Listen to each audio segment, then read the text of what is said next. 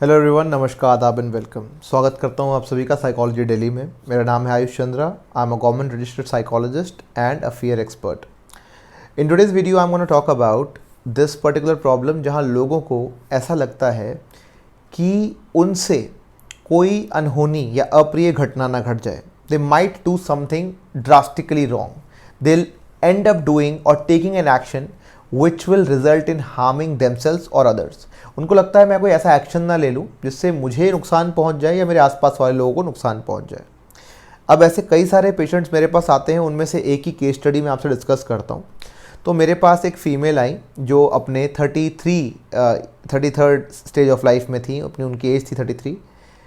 तो ये 33 साल की महिला जब मेरे पास आई तो इन्होंने मुझे बताया कि इनको ऐसा ख्याल आता है कि मैं चाकू से किसी को हार्म ना कर दूं, मैं अपने घर वालों को हार्म ना कर दूं, तो मैं सारे जो चाकू या कोई भी शार्प ऑब्जेक्ट्स है उनसे दूर रहती हूँ।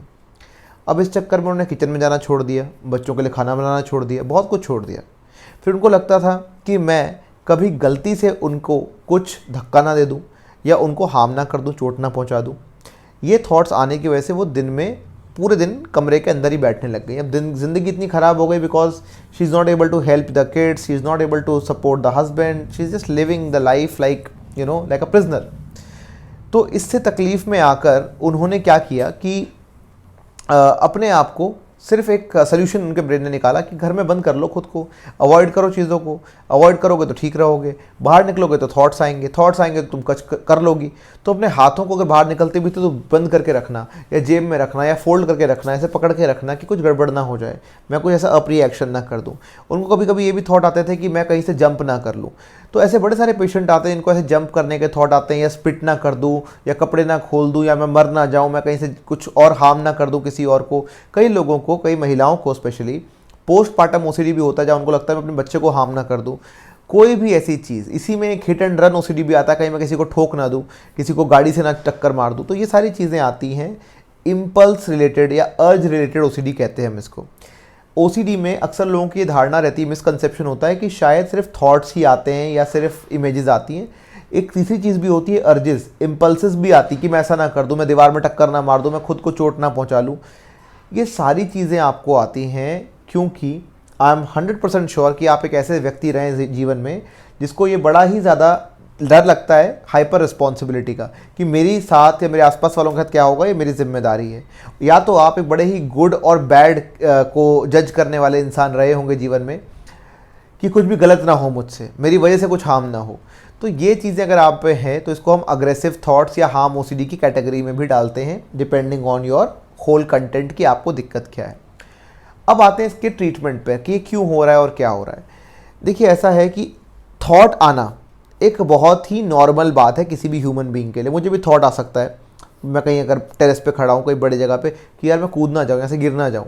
या अगर मैं मान लो एक नॉर्मल एग्जांपल देते हैं, मैं चार चाय के कप को एक ट्रे में ले जा रहा हूँ गेस्ट के पास, तो मुझे भी डर लग सकता है कि यार ये छलक ना जाए इससे। तो this is how these kind of fears, this kind of thoughts can come to you. But problem क्या है, ये थॉट्स आने के बाद एक नॉन ओसीडी पर्सन इसके लिए कुछ करता नहीं है। They don't remove the thought, they don't avoid the situation. ऐसा नहीं कि हम उस सिचुएशन से भाग जाएंगे, हम बालकनी में जाना छोड़ देंगे, हम चाय का ग्लास नहीं पकड़ेंगे कि गिर ना जाए। डर होना और चीज़ों को छोड़ देना दो अलग बातें हैं। अब आपके केस में क्या हुआ, आपको थॉट आया, आपने उस थॉट को इंपॉर्टेंट मान लिया और इंपॉर्टेंट मानकर आपने एक एक्शन लिया उससे बचने के लिए।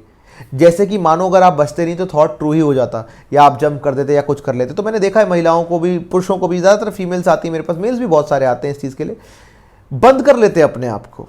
दे don't go out at all, they are restricting themselves, avoid कर रहे हैं बाहर जाना, कमरे में बैठे हुए हैं, मार्केट तक भी नहीं जा पा रहे। नहीं सर कुछ हो जाएगा, कुछ हो जाएगा।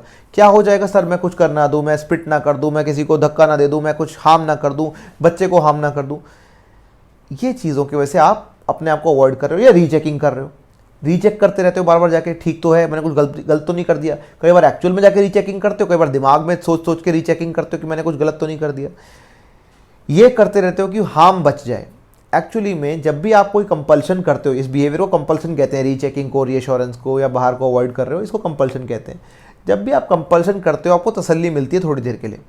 ये तसल्ली ही आपके लिए जहर का काम कर रही है। It's like a poison for you. Why? It is feeding into the OCD.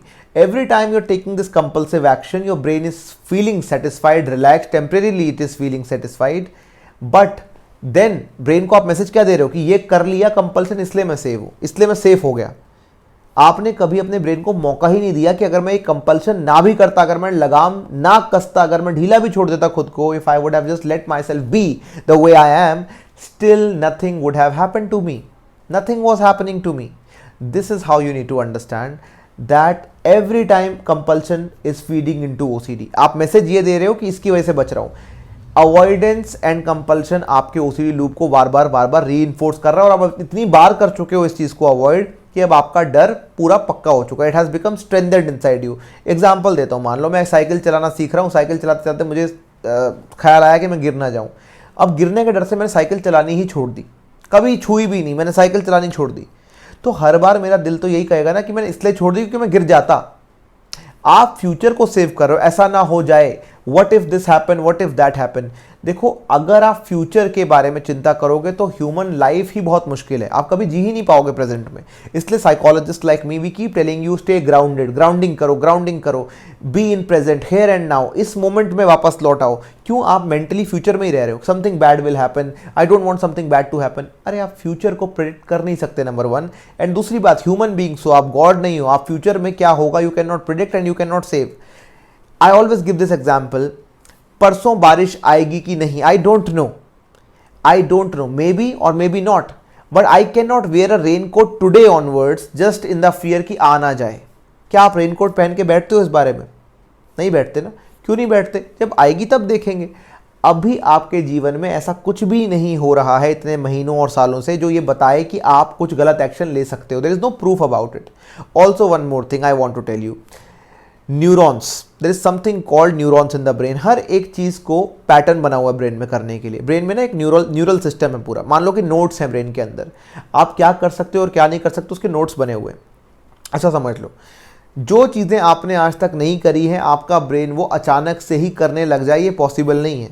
For example, अगर मान लो मैंने कभी हवाई जहाज़ नहीं उड़ाया है, and if you give me entry into a हवाई जहाज़, आप मेरे सर पे बंदूक भी रख दोगे तो भी मैं हवाई जहाज़ नहीं उड़ा पाऊंगा, बिकॉज मेरे ब्रेन में न्यूरॉन्स ही नहीं है उस चीज़ के।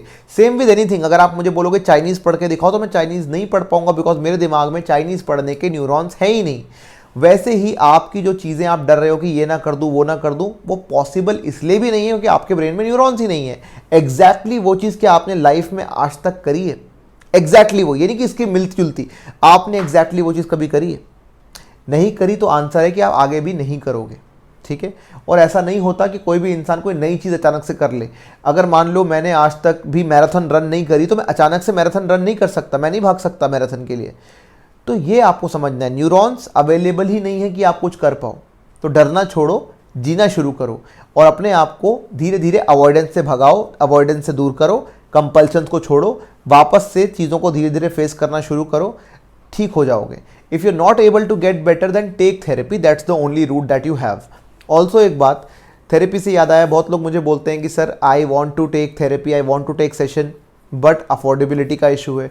देखो समझो आप, my clientele, I do not work with people for them जिनके लिए प्राइस एक प्रॉब्लम है। I do not work with them and it's not something I am telling you out of my some proud or something, or I only work with limited number of people जिनके लिए recovery important है, जिनके लिए time saving important है, जिनको जल्दी ठीक होना है, जो सीरियस है अपने ट्रीटमेंट के लिए, उनके लिए पैसा मुद्दा ही नहीं है।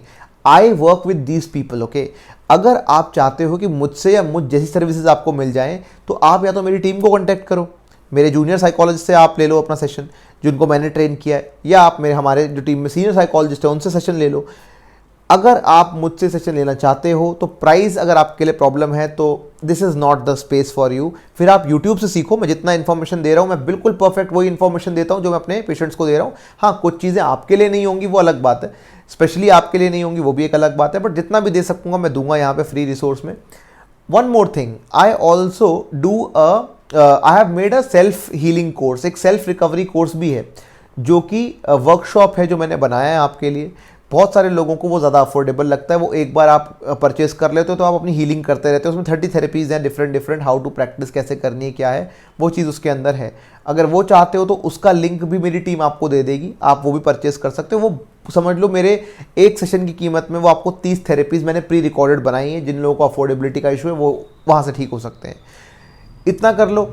और टीम आपको नीचे अगर आप कमेंट में लिखोगे कि गिव मी कोर्स या कोर्स लिख दोगे तो हम आपको वो नंबर दे देंगे। आप नंबर पे व्हाट्सएप करना, हम आपको लिंक शेयर कर देंगे, वो आप कर सकते हो। अटेंड करो वेबिनार, वहाँ पे आप सीखो मुझसे कि क्या है क्या नहीं है, कैसे लोग ठीक होते हैं, कैसे कितने सारे लोग आते हैं उस वेबिनार के अंदर।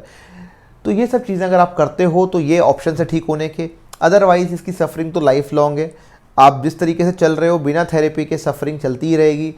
आप सब लोग, पूरी जनता सबूत है इस बात का कि medicine are not going to cure your OCD. लोग 20-20, 25 साल से दवाई खा रहे हैं, कोई फ़र्क नहीं पड़ रहा। ज़ॉम्बी की तरह बेड पे पड़े रहते हैं, सो जाते हैं, सोए रहते हैं, दिमाग जाम हो जाता है, sexual problems, weight gain, lethargy, सब कुछ होता है पर ठीक नहीं होता आदमी। तो ये चीज़ समझ लो, therapy step by step protocol है जो आपकी लाइफ, आपके सिम्टम के ऊपर बेस करके, आधारित करके एक ब्लूप्रिंट बनाता है थेरेपिस्ट आपके लिए, स्पेशल टेलर मेड, ताकि आप ठीक हो जाओ। और कैसे कैसे ठीक होगे ये आपके और थेरेपिस्ट पर डिपेंड करता है। तो जितने लोग यहाँ पे बैठे हैं, सीरियस हैं अपनी हीलिंग के लिए, वो आइए थेरेपी लीजिए। अगर मेरे पास स्लॉट होगा मैं दे दूंगा।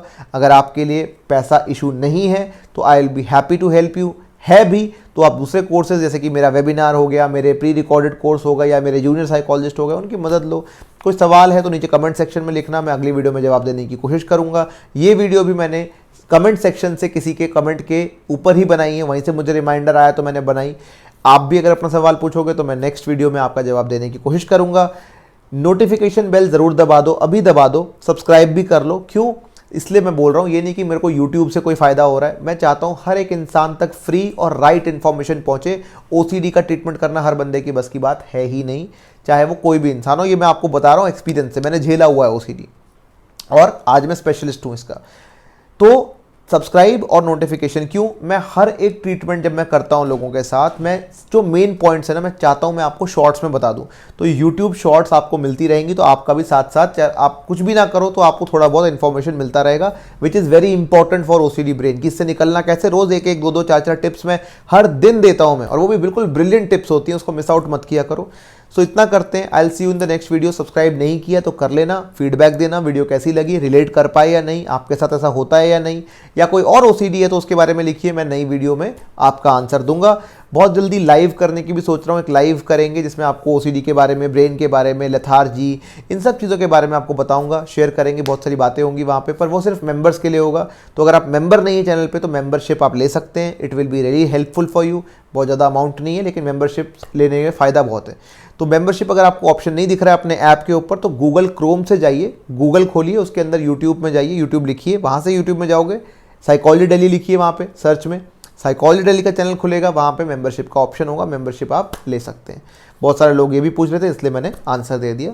मिलता हूँ अगली वीडियो में, तब तक के लिए धन्यवाद। Take care and keep beating your fears like a pro. God will always send you the right guide at the right time. Just seize the moment, don't miss that chance.